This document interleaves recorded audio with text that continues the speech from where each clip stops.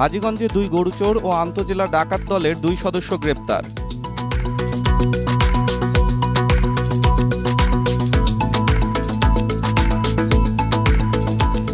হাজীগঞ্জে 2 গরুচোর ও আন্তজেলা ডাকাত দলের 2 সদস্যকে গ্রেপ্তার করেছে পুলিশ।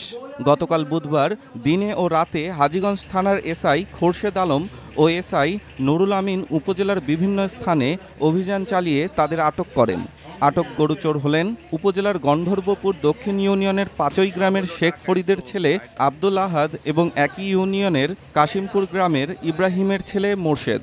এদিকে আন্তজেলা ডাকাত দলের সদস্যদের ডাকাতির প্রস্তুতিকালে পৌরসভাধীন টোড়াগড় এলাকা থেকে গোপন সংবাদের ভিত্তিতে আটক করা হয়। তারা হলেন পৌরসভার বলাখাল এলাকার মনু মিয়ার ছেলে আব্দুল কাদের এবং দ্বাদশগ্রাম ইউনিয়নের কাপাইকাপ গ্রামের সেলিম মিজির ছেলে রাকিবুল ইসলাম। এসব চোর ও ডাকাত সদস্যদের বিরুদ্ধে হাজীগঞ্জ থানায় বিভিন্ন সময় সংঘবদ্ধভাবে গরু চুরি ও ডাকাতির অভিযোগে মামলা রয়েছে বলে পুলিশ জানায়। আটককৃতদের বিরুদ্ধে মামলা দিয়ে আদালতের মাধ্যমে জেল হাজতে পাঠানো হয়েছে। হাজীগঞ্জ থানার অফিসার ইনচার্জ মোহাম্মদ আব্দুর রশিদ বলেন, বিভিন্ন স্থানে গরু চুরি হচ্ছে। আমরা অনেক গরুচোর আটক করেছি, অনেকগুলো গরুও উদ্ধার করা হয়েছে। পুলিশ নিয়মিত টহল দেওয়ার সময় গরু চুরি ও ডাকাতির প্রস্তুতিকালে এসব চোর ও ডাকাত সদস্যদের আটক করে।